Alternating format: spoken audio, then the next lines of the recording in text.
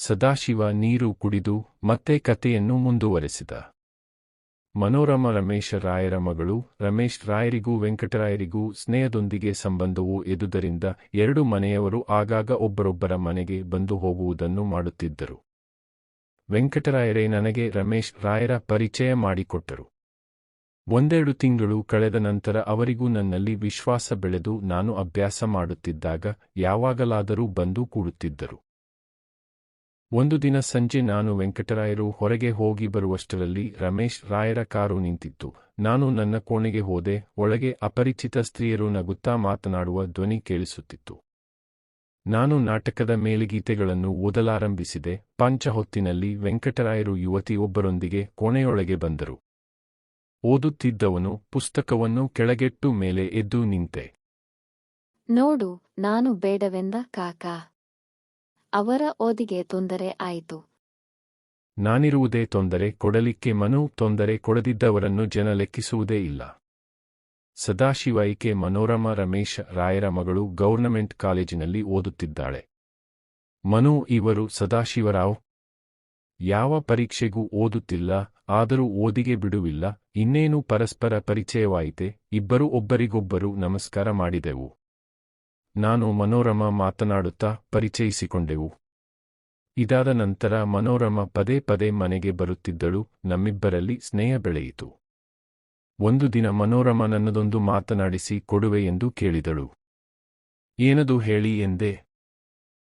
ನಿಮ್ಮ ನಾಟ್ಯ ಪ್ರದರ್ಶನವನ್ನು ನಮ್ಮ ಕಾಲೇಜಿನಲ್ಲಿ ವಾರ್ಷಿಕೋತ್ಸವದ ಮಾತು ಬಂದಾಗ ನಿಮ್ಮ ನೃತ್ಯ ಏರ್ಪಡಿಸಬಹುದೆಂದು ಹೇಳಿ ನನ್ನ ಸ್ನೇಹಿತರ ಬಳಿ ಮಾತು ಕೊಟ್ಟು ಬಂದಿದ್ದೇನೆ. ನೀವು ಅದನ್ನು ನಡೆಸಿ ಕೊಡಬೇಕೆಂದು ಕೇಳಿದಳು.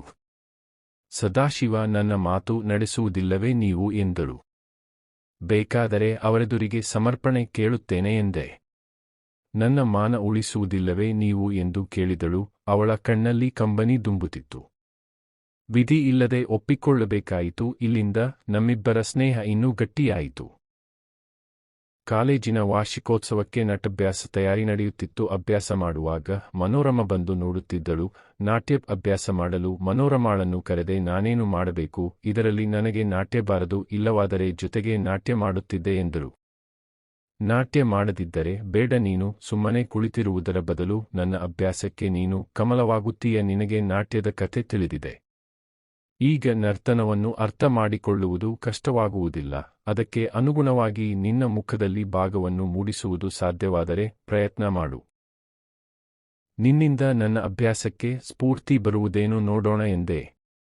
ಪ್ರಯತ್ನ ಮಾಡುತ್ತೇನೆ ಎಂದಳು. ಕೋಣೆಯ ಒಂದು ಬದಿಯಲ್ಲಿ ಅವಳನ್ನು ಕೂಡಿಸಿ, ನೋಡು, ನಾನು ಮೊದಲು ನಾಟ್ಯ ಆರಂಭ ಮಾಡಿದಾಗ ನಿನ್ನ ಮುಖ ಪ್ರಸನ್ನವಾಗಿರಬೇಕು. ಆಮೇಲೆ ಬರಬರುತ್ತ ದುಃಖ, ಕೊನೆಗೆ ತೀವ್ರ ದುಃಖದಲ್ಲಿ ಬಿಡಬೇಕು ಎಂದು ಕಾಲಿಗೆ ಗೆಜ್ಜೆ ಕಟ್ಟಿ ನಾಟ್ಯವನ್ನು ಪ್ರಾರಂಭಿಸಿದೆ. ಮನೋರಮೆಯನ್ನು ನೋಡುತ್ತಾ ನನ್ನ ನಾಟ್ಯದಲ್ಲಿ ನನಗೆ ಹತೋಟಿ ಇರಲಿಲ್ಲ. ಹಣೆಗೋಡೆಗೆ ತಾಕಿತು. ನನಗೆ ಏಟು ಬಿದ್ದಿದ್ದನ್ನು ಕೇಳಿಬಿಟ್ಟ ಮನೋರಮ ನನ್ನತ್ರ ಲಂಘಿಸಿದಳು. 2-3 ನಿಮಿಷಗಳ ಕಾಲ ನನಗೆ ಕಣ್ಣು ತೆರೆಯಲು ಕೂಡ ಆಗಲಿಲ್ಲ. ಆ ಬಂಧುಗಳಿಗೆ ಮನೋರಮ ಚಡಪಡಿಸಿ ಬಿಟ್ಟಳು. ಅಂದಿನಿಂದ ನನಗೆ ಅವಳ ಮೇಲೆ ಪ್ರೀತಿ ಉಂಟಾಯಿತು. ಅದನ್ನು ಹೇಗೆ ಹೇಳಿಕೊಳ್ಳುವುದು? ನನ್ನ ವೃತ್ತಾಂತವನ್ನು ಕೇಳಿದರೆ ಮನೋರಮ ಒಪ್ಪುತ್ತಾಳೋ ಇಲ್ಲವೋ ಗೊತ್ತಾದರೆ ಏನು ಮಾಡುವುದು ಎಂಬ ಚಡಪಡಿಕೆ. ಅಷ್ಟರಲ್ಲಿ ಕಾಲೇಜಿನಲ್ಲಿ ನನ್ನ ನೃತ್ಯ ಪ್ರದರ್ಶನವು ಅದ್ಭುತವಾಗಿ ಮೂಡಿಬಂತು. ಮನೋರಮ ಗೆಳತಿಯರೆಲ್ಲರೂ ನನ್ನನ್ನು ಮೆಚ್ಚಿ ಹೊಗಳಿದರು. ಗಂಟೆ 9 ನಿಮ್ಮ ಮಗು ಇನ್ನೂ ಎದ್ದಿಲ್ಲವೇ? ಮರುದಿನ ಬೆಳಿಗ್ಗೆ ನಾನು ಹೇಳುವ ಮೊದಲೇ ಮನೋರಮ್ಮ ಮನೆಯಲ್ಲಿ ಗದ್ದಲ ಮಾಡುತ್ತಿದ್ದ ಸದ್ದು ಕೇಳಿಸಿತು. ರಾತ್ರಿ ತುಂಬಾ ಬಳಲಿರಬೇಕು, ಮಲಗಲಿಲ್ಲ. ಕಮಲಾ ಬಾಯಿ ಹೇಳುತ್ತಿದ್ದರು. 15 ನಿಮಿಷ ಡ್ಯಾನ್ಸ್ ಮಾಡಿದರೆ ನಿಮ್ಮ ಮಗು ಚಕ್ರವರ್ತಿಯಾಗಿ ಬಿಟ್ಟಂತೆ. ದಿನವಿಡೀ ಮಲಗಬೇಕು. ಕಾಫಿ ಆಗಿದೆ ಏನು? 1 ಲೋಟ ಇದ್ದರೆ ಕೊಡು. ಮನೆಯಲ್ಲಿ ಕಾಫಿ ಕುಡಿಯದೆ ಬಂದೆಯಾ? ನನಗಲ್ಲ, ನಿಮ್ಮ ಮಗುವಿಗೆ. ಎದ್ದರೆ ಕುಡಿಯಲು ಕೊಡುತ್ತೇನೆ, ಇಲ್ಲವಾದರೆ ಮುಖದ ಮೇಲೆ ಸುರಿದು ಬರುತ್ತೇನೆ. ನಿನ್ನದೊಳ್ಳೆ ಜೋರಾಯ್ತಲ್ಲ ಅವನ ಮೇಲೆ. ನಿನಗೆ ಕಾಲೇಜಿಲ್ಲವೇ, ಓದಿಲ್ಲವೇ? ಇವತ್ತು ರಜಾ, ಊಟ ನಿಮ್ಮಲ್ಲೇ ಮಾಡುತ್ತೇನೆಂದು ಹೇಳಿಯೇ ಬಂದಿದ್ದೇನೆ. ಕಾಫಿ ಕೊಡು. 1-2 ನಿಮಿಷದಲ್ಲಿ ನನ್ನ ಕೋಣೆ ಬಾಗಿಲು ತಟ್ಟಿದ ಸದ್ದಾಯಿತು. ಎದ್ದು ಬಾಗಿಲು ತೆರೆದೆ. ಕೈಯಲ್ಲಿ 2 ಗ್ಲಾಸ್ ಕಾಫಿ ಹಿಡಿದು ಮನೋರಮ ಒಳಗೆ ಬಂದಳು. ಟವಲ್ ಹೆಗಲ ಮೇಲೆ ಹಾಕಿಕೊಂಡು ಪಾತ್ರವಿಧಿಗಳನ್ನು ಮುಗಿಸಿ ಮನೋರಮಾ ಕೊಟ್ಟ ಕಾಫಿಯ ಕಪ್ಪನ್ನು ಹಿಡಿದೇ ಹಿಂತಿರುಗಿದೆ. ನನ್ನ ಮುಖದ ಮೇಲೆ ನಗುವಿದ್ದರೂ ಮನೋರಮಾ ಕೇಳಬಹುದಾದ ಪ್ರಶ್ನೆಯನ್ನು ಇಸಿಯದೆ ಭಾರವಾಗಿತ್ತು. ಹೃದಯದಲ್ಲಿರುವುದನ್ನು ಹೇಳದೆ ಅವಳು ಬಿಡುವಂತಿರಲಿಲ್ಲ. ಹೇಳಿದ ಮೇಲೆ ಅವಳ ಹಾಸ್ಯಪೂರ್ಣ ಸ್ನೇಹ ಉಳಿದಿದೆ. ದೇವರ ಮೇಲೆ ಭಾರ ಹಾಕಿ ಆದದ್ದಾಗಲಿ, ಇದು ವಿಧಿ ದಿನ ಎಂದು ಎದೆ ಗಟ್ಟಿ ಮಾಡಿಕೊಂಡು ಬಂದೆ. ಮನೋರಮಾ ಯಾವುದೋ ಪುಸ್ತಕದ ಹಾಳೆಗಳನ್ನು ತಿರುಗಿ ಹಾಕುತ್ತಾ ಕುಳಿತಿದ್ದಳು. ಅವಳ ಗ್ಲಾಸ್ಗೆ ನಾನು ತಂದ ಕಾಫಿಯಲ್ಲಿ ಸ್ವಲ್ಪ ಹಾಕಿ ತೆಗೆದುಕೋ ಎಂದೆ. ಮನೋರಮಾ ನನ್ನ ಮನಸ್ಸಿನಲ್ಲಿರುವ ಮಾತನ್ನು ಕೇಳಲೇಬೇಕೆಂದು ನೇರವಾಗಿ ವಿಷಯಕ್ಕೆ ಬಂದಳು. ನಾನು ಹೇಳಿದ್ದನ್ನು ಕೇಳಿದ ಮೇಲೆ ನೀನು ನನ್ನ ಸ್ನೇಹಿತಳಾಗಿ ಉಳಿದಿಯೋ ಇಲ್ಲವೋ ಎಂದು ನನಗೆ ಅನುಮಾನ. ಇಷ್ಟು ದಿನ ಈ ಸ್ನೇಹದ ಸವಿಯ ಇನ್ನೊಂದು ಕಳೆದ ಮೇಲೆ ಇಲ್ಲಿರುವುದಾದೀತೆ ನನಗೆ. ಅಂತ ಪ್ರಸಂಗವೇನು ಬಂದಿದೆ? ಬಂದಿದೆ ಮನು, ಅದು ನನ್ನ ದುರ್ವಿಧಿ. ಅದೇನು ಹೇಳಬಾರದೆ, ಸುಮ್ಮನೆ ಸಂಶಯವನ್ನೇ ಕೆಣಕುತ್ತೀರಿ. ಮನು. ಅವಳು ಮಾತನಾಡದೆ ನನ್ನನ್ನು ನೋಡಿದಳು. ನಿನ್ನನ್ನು ನಾನು ಪ್ರೀತಿಸುತ್ತೇನೆ ಮನು. ನನ್ನ ಮಾತು ಕೇಳಿ ಅವಳು ಚಟಕ್ಕನೆ ಎದ್ದು ನಿಂತಳು. ಎಲ್ಲ ಮುಗಿಯಿತು ಎಂದುಕೊಂಡೆ. ತಲೆಬಾಗಿಸಿ ಬಾಗಿಲತ್ತ ನಡೆದಳು ಮನೋರಮಾ. ಮನು ಒಂದು ಮಾತು ಆಡದೆ ಹೊರತು ಹೋಗುತ್ತೀಯಾ? ಹೋಗು, ಈಗ ಆಗುವುದೆಂದು ನನಗೆ ಗೊತ್ತಿತ್ತು. ಆದರೂ ನನ್ನಿಂದ ಈ ಮಾತಾಡಿಸದೆ ಹೊರತು ನನಗೆ ಶಾಂತಿ ಇರಲಿಲ್ಲ. ಹಿಂದೆಲ್ಲ ಮುಗಿದಂತಾಯಿತು, ನನ್ನನ್ನು ಕ್ಷಮಿಸಿದೆ ಎಂದು ಹೇಳುವ ತಾಳ್ಮೆ ಇಲ್ಲದೆ ಹೋಗುತ್ತೀಯಾ? ಅವಳು ಕೋಣೆಯಿಂದಚೆಗೆ ಹೋಗುವುದನ್ನು ನೋಡಲಾರದೆ ಮುಖ ಮುಚ್ಚಿಕೊಂಡೆ. ಬಾಗಿಲು ಹಾಕಿದ ಸದ್ದು ಕೇಳಿದ್ದು. ಅಷ್ಟು ದಿನ ನನ್ನ ಹೃದಯದಲ್ಲಿ ನಡೆದ ಹೋರಾಟದ ದುಃಖ ಬಾಗಿಲ ಸದ್ದು ಕೇಳಿದ ಕೂಡಲೇ ಕೋಡಿಹೊಡೆದಂತೆ ಹೊರಹೊಮ್ಮಿತು. ಮೆತ್ತೆಗೆ ಯಾರೋ ನನ್ನ ಕತ್ತನ್ನು ತಬ್ಬಿದಂತಾಯಿತು. ಮಾದಕವಾದ ಮಧುರ ಧ್ವನಿ ಮೇಲುವಾಗಿ ನನ್ನ ಕಿವಿಯಲ್ಲಿ ಸುರಿತು. ನಾನು ನಿಮ್ಮ ಮನು. ನನ್ನ ಕಿವಿಯನ್ನೇ ನಾನು ನಂಬಲಾರದೆ ಹೋದೆ. ಪಟಕನೆ ಕೊಚ್ಚಿಯಿಂದ ಎದ್ದು ನಿಂತೆ. ಮನೋರಮಾ ನನ್ನ ತೋಳಿನಲ್ಲಿ ಇದ್ದಳು. ಮನು, ನೀನು ನನ್ನವಳು, ಇದು ಕನಸಲ್ಲವೇ? ಅಲ್ಲವೆಂಬುದಕ್ಕೆ ಸಾಕ್ಷಿ ಬೇಕೆ? ಅವಳ ಮೃದುವಾದ ತುಟಿಗಳು ನನ್ನ ತುಟಿಯನ್ನು ಸೇರಿದವು. ಅವಳನ್ನು ಬಾಚಿ ನನ್ನೆದೆಗೆ ತೆಗೆದುಕೊಂಡೆ. ಅವಳ ನೀಲವಾದ ಕೈಬೆರಳು ನನ್ನ ಕೂದಲಲ್ಲಿ ಆಡುತ್ತಿದ್ದವು. ನೀನು ನನ್ನನ್ನು ಪ್ರೀತಿಸುತ್ತೀಯಾ ಮನು? ಹೂ, ಮತ್ತೆ ಸಾಕ್ಷಿ ಬೇಕೆ?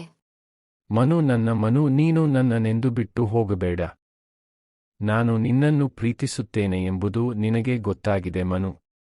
ಹೇಗೆ? ಹೂ, ಅದು ಗೊತ್ತಾಗುತ್ತದೆ. ನನಗೂ ನಿಮ್ಮ ಮೇಲೆ ಪ್ರೇಮವಿತ್ತು, ಆದರೆ ನೀವೇ ಹೇಳಲೆಂದು ಸುಮ್ಮನಿದ್ದೆ ಎಂದು ಹೇಳುತ್ತೀರೇನೋ ಎಂದಿದ್ದೆ.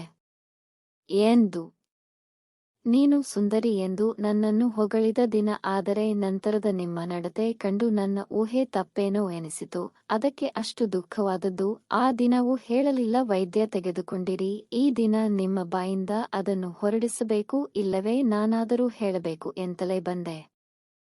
ನನ್ನಿಂದ ನಿನಗೆ ತುಂಬಾ ದುಃಖವಾಯಿತು ಮನು. ಏನು ಮಾಡಲಿ, ಅದು ನಾನು ಪಡೆದು ಬಂದ ಭಾಗ್ಯ. ಈಗ ಬಿಡಿಸಿಕೊಂಡು ಹೋಗಲು ಸಾಧ್ಯವಿಲ್ಲ. ಏಕೆ? ನಿಮ್ಮ ತೋಳು ನನ್ನನ್ನು ಸುತ್ತುವರಿದಿದೆ. ಅದರಿಂದ ಬಿಡಿಸಿಕೊಂಡು ಹೋಗಬೇಕೆನಿಸುತ್ತದೆಯೇ? ಅವಳ ತೋಳು ನನ್ನೆದೆಯನ್ನು ಬಿಗಿಯಿತು. ನೀನು ನನ್ನ ಪಾಲಿನ ದೇವತೆ ಮನು. ನಾನವಳ ಕೆನ್ನೆಯನ್ನು ನನ್ನ ಕೆನ್ನೆ ಹೊತ್ತುಕೊಂಡು ಹೇಳಿದೆ. ದೇವತೆಯಾಗುವುದು ನನಗೆ ಬೇಕಾಗಿಲ್ಲ. ಏಕೆ? ದೇವತೆ ಎಂದು ಗುಡಿಯಲ್ಲಿ ಕೂಡಿಸಿ ಬಿಡುತ್ತೀರಿ, ಈ ತೋಳಿನಲ್ಲಿರಲು ಅವಕಾಶವಿಲ್ಲ ಆಗ? ಮನು, ನನ್ನ ಹಣೆಯಲ್ಲಿ ನಿನ್ನಂಥ ರತ್ನವನ್ನು ಪಡೆಯುವುದು ಬರೆದಿದ್ದೆಂದು ನಂಬಿರಲಿಲ್ಲ. ನನ್ನಲ್ಲಿ ಏನನ್ನೂ ಕಂಡು ಪ್ರೀತಿಸಿದೆ ಮನು. ನಿನ್ನ ಪ್ರೇಮಕ್ಕೆ ಪಾತ್ರನಾಗಲು ಯಾವ ಯೋಗ್ಯತೆಯೂ ಇಲ್ಲವೆಂದೇ ನಾನು ಕೊರಗಿದದ್ದು. ಹೆಂಗಸು ಗಂಡಸನ್ನು ಪ್ರೀತಿಸಲು ಯಾವ ಯೋಗ್ಯತೆ ಬೇಕು? ನಿಮ್ಮನ್ನೇ ನೀವೆಂದಾದರೂ ಕನ್ನಡಿಯಲ್ಲಿ ನೋಡಿಕೊಂಡಿದ್ದೀರಾ? ನಾನು ರೂಪವಂತೆನೆಂದು ನಿನ್ನ ಅಭಿಪ್ರಾಯ? ಹಾಗೆಂದು ನಾನು ಹೇಳಿದ್ದೇನೆ.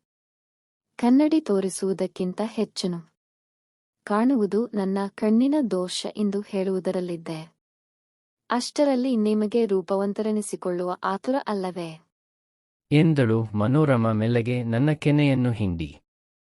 ನನ್ನಗಳನ್ನು ಎದೆಯಲ್ಲಿ ಒದಗಿಸಿಕೊಂಡು, ಇದೇನಾದರೂ ಮನು, ನನ್ನ ಪೂರ್ವ ವೃತ್ತಾಂತ ತಿಳಿದು ಮೇಲೂ ನಿನ್ನ ಪ್ರೀತಿ ಹೀಗೆ ಉಳಿದೀತೆ ಮನು? ಅದನ್ನು ಹೇಳದೆ ತಪ್ಪು ಮಾಡುತ್ತಿದ್ದೆ ನೇನೋ ಎನಿಸುತ್ತದೆ.